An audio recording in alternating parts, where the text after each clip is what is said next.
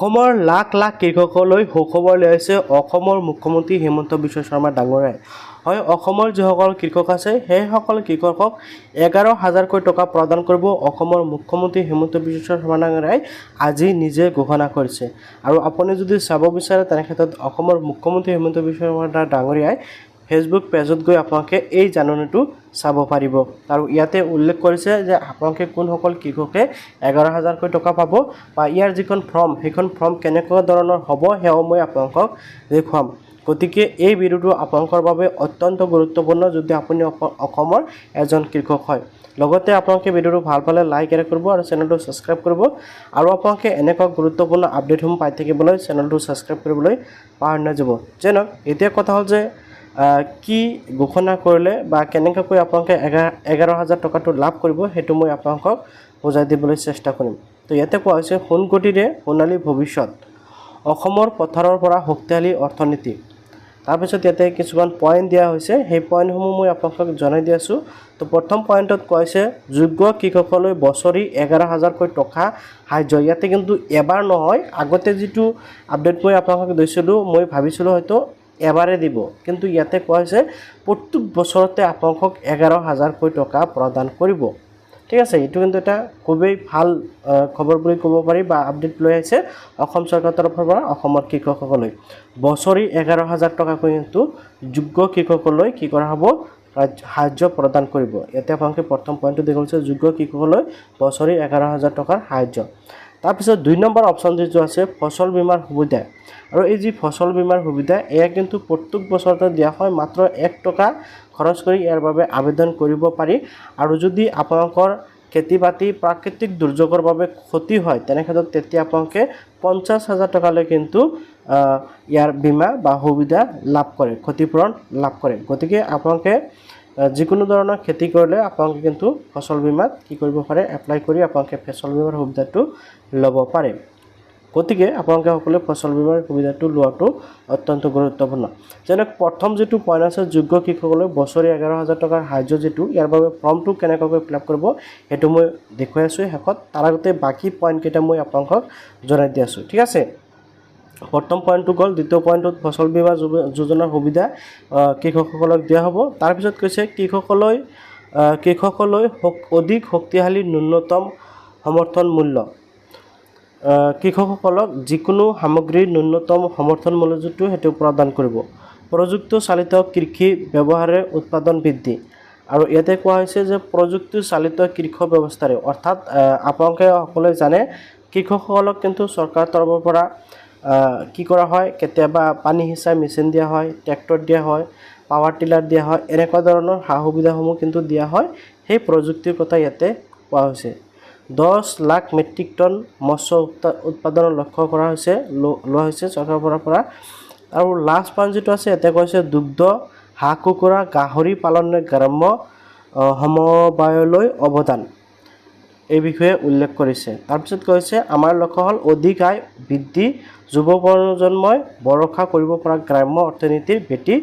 সুদৃঢ়ীকৰণ। ঠিক আছে, তো আপোনালোকক প্ৰথমতে মই পইণ্টকেইটা দেখুৱাই দিলোঁ। আৰু আটাইতকৈ গুৰুত্বপূৰ্ণ পইণ্ট যিটো সেইটো হ'ল 1 নম্বৰ পইণ্টটো যে আপোনালোকে বছৰি, অৰ্থাৎ যিসকল নেকি যোগ্য কৃষক আছে সেইসকলে বছৰি 11,000 টকা লাভ কৰিব। এতিয়া এই 11,000 টকা পাবলৈ হ'লে কিন্তু আপোনালোকে ফৰ্ম ফিল আপ কৰিব লাগিব। ফৰ্মখন কেনেকুৱা ধৰণৰ হ'ব তাৰে আভাস মই আপোনালোকক দেখুৱাই আছোঁ। কৃষক সহায়তা স্কিম এপ্লিকেশ্যন ফৰ্ম, আপোনালোকে ফৰ্মটো দেখিবলৈ হৈছে, হয়তো আপোনালোকৰ ফৰ্মখন এনেকুৱা ধৰণৰ আহিব, এপ্লিকেশ্যন ফৰ 11,000 এছিষ্টেঞ্চ। ঠিক আছে, এতিয়া এপ্লিকেশ্যন বা যিটো আপোনালোকে ফৰ্ম ফিল আপ কৰিব সেয়া কিন্তু একদম সহজ। এতিয়া এই যি এপ্লিকেশ্যন প্ৰচেছটো হ'ব এয়া অনলাইন যোগেও হ'ব পাৰে, অফলাইন যোগেও হ'ব পাৰে। কিয়নো এতিয়ালৈকে কিন্তু চৰকাৰৰ তৰফৰ পৰা ফাইনেল আপডেটটো আহি পৰা নাই যে আপোনালোকে অনলাইন যোগে এপ্লিকেশ্যন কৰিব লাগিব নে অফলাইন যোগে কৰিব লাগিব। ইয়াতে জাষ্ট আপোনালোকক কৈছে যে আপোনালোকে যিসকল নেকি যোগ্য কৃষক আছে সেইসকলক বছৰি 11,000কৈ টকা প্ৰদান কৰিব। আৰু যিখন এপ্লিকেশ্যন ফৰ্ম দেখিবলৈ পাইছে এইটো কিন্তু AI জেনেৰেট ফৰ্ম। গতিকে মই আপোনালোকক জাষ্ট আভাস এটা দিয়াৰ কাৰণে এই ফৰ্মখন বনাই লৈছোঁ। অ'কে, তো এতিয়া চাওক, যেতিয়া নেকি অৰিজিনেল ফৰ্মখন চৰকাৰৰ তৰফৰ পৰা আহি যাব তেতিয়া মই আপোনালোকক ফৰ্মখন প্ৰভাইড কৰি দিম আপোনালোকে একো টেনশ্যন কৰিব নালাগে গতিকে আপোনালোকে সকলোৱে কি কৰিব চেনেলটো ছাবস্ক্ৰাইব কৰি ৰাখিব লগতে আপোনালোকে হোৱাটছআপ চেনেল আৰু ফেচবুক চেনেলো এই ভিডিঅ'ৰ ডিছক্ৰিপশ্যনত পাই যাব আপোনালোকে কি কৰিব আপোনালোকে ফ'ল' কৰি ৰাখিব হোৱাটছআপ চেনেল আৰু টেলিগ্ৰাম চেনেল ঠিক আছে তেতিয়া যেতিয়া নেকি ফৰ্মখন আহি যাব মই হোৱাটছআপ চেনেল বা টেলিগ্ৰাম চেনেলটো প্ৰভাইড কৰি দিব পাৰোঁ গতিকে আপোনালোকে তাৰ পৰা ফৰ্মখন লাভ কৰিব গতিকে আপোনালোকে সকলোৱে হোৱাটছআপ চেনেল লগতে টেলিগ্ৰাম চেনেল ছাবস্ক্ৰাইব কৰি ৰাখিব ওকে তো এতিয়া চাওক ফৰ্মখন কেনেকৈ ফিল আপ কৰিব লগতে কি কি নথিপত্ৰৰ প্ৰয়োজন হ'ব সেয়া মই আপোনালোকক জনাই দি আছোঁ এতিয়া চাওক এপ্লিকেশ্যন নেম প্ৰথমতে আপুনি যে এপ্লাই কৰিব অৰ্থাৎ যিজন কৃষকৰ বাবে আবেদন কৰিব সেইজন কৃষকৰ নামটো আপোনালোকে শুদ্ধকৈ দিব লাগিব প্ৰথম যেটো 1 নম্বৰ কলমত আপোনালোকে দেখিবলৈ পাইছে দ্বিতীয়টো অপশ্যন আপোনালোকে দেখিবলৈ পাইছে ফাদাৰ সাৰ্জেন নেম অৰ্থাৎ দ্বিতীয় অপশ্যনত আপোনালোকে যিসকল পুৰুষ আছে পুৰুষসকলৰ ক্ষেত্ৰত ফাদাৰ নেম দিব লাগিব যদি আপোনালোকে বিবাহিত যিসকল মহিলা আছে সেইসকলে আবেদন কৰে তেনে ক্ষেত্ৰত কিন্তু ইয়াতে হাজবেণ্ড নেমো দিব পাৰিব অৰ্থাৎ এই আঁচনিৰ বাবে পুৰুষ মহিলা উভয়ে কিন্তু আবেদন কৰিব পাৰিব তাৰপিছত আহিছে ডেট অফ বাৰ্থ আপোনালোকে আপোনালোকৰ জন্ম তাৰিখ দিব লাগিব ডেট অফ বাৰ্থটো আপোনালোকৰ আধাৰ কাৰ্ডৰ হিচাপত আপোনালোকে শুদ্ধকৈ দিব যাতে আপোনালোকে কোনো ধৰণৰ ভুল নকৰে ওকে কিয়নো আধাৰ কাৰ্ডটো কিন্তু আপোনালোকৰ বাবে মেণ্ডেটৰী ডকুমেণ্টছ হ'ব তাৰপিছত এটা আছে মোবাইল নাম্বাৰ আপোনালোকৰ সকলোৰ আজিকালি মোবাইল আছে গতিকে মোবাইল নাম্বাৰটো আপোনালোকে বহাব লাগিব 5 নম্বৰ কলমত আপোনালোকে দেখিবলৈ পাইছে আধাৰ নাম্বাৰ আপোনালোকে আধাৰ নাম্বাৰটো সঠিক আৰু শুদ্ধকৈ কিন্তু সকলোৱে দিব লাগিব এতিয়া আহিছে এড্ৰেছ 6 নম্বৰ কলমত আহিছে এড্ৰেছ আপোনালোকে 6 নম্বৰত আপোনালোকে এড্ৰেছটো দিব লাগিব এড্ৰেছৰ ভিতৰত আপোনালোকে সকলোৱে জানে যেনেকৈ আপোনালোকৰ ভিলেজ নেম আহিল আপোনালোকৰ পোষ্ট অফিচ নেম আহিল আপোনালোকৰ পিএছ নেম আহিল ডিষ্ট্ৰিক্ট নেম আহিল আপোনালোকে এনেকৈ এড্ৰেছটো দি দিব পিন কোড সহকাৰে আপোনালোকে এড্ৰেছটো শুদ্ধকৈ দিব লাগিব দেন এগ্ৰিকালচাৰেল ল্যান্ড এৰিয়া আপোনালোকৰ যে মাটিৰ এৰিয়া বা কিমান পৰিমাণৰ খেতি আপোনালোকে কৰে সেয়া কিন্তু আপোনালোকে এই যেটো 7 নম্বৰ কলম আছে এগ্ৰিকালচাৰেল ল্যান্ড এৰিয়া আপোনালোকৰ মাটিৰ পৰিমাণটো হেক্টৰ হিচাপত বা আপোনালোকে বিঘা হিচাপত ইয়াতে উল্লেখ কৰিব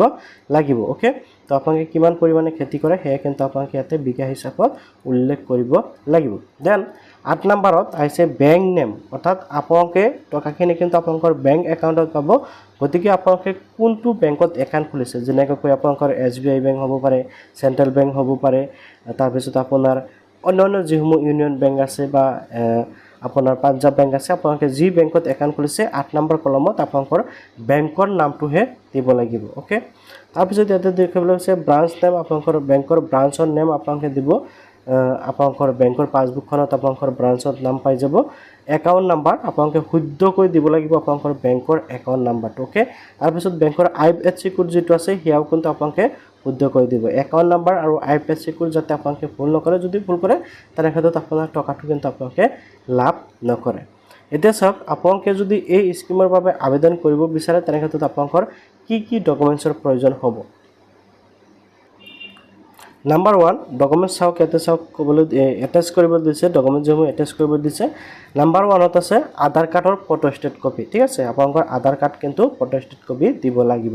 দেন 2 নম্বৰত আছে বেংক পাছবুক কপি আপোনালোকৰ বেংকৰ পাছবুকখন কপি কৰি বা ফটোস্টেট কপি আপোনালোকে ইয়াতে দিব লাগিব ওকে 3 নম্বৰত হ'ল ল্যান্ড ডকুমেন্টস এতিয়া এই ল্যান্ড ডকুমেন্টটো আপোনালোকে কি দিব আপোনালোকৰ মাটিৰ খাজনা ৰচিদখন দিব পাৰে বাট আপোনালোকৰ বাবে বেষ্ট হ'ব আপোনালোকে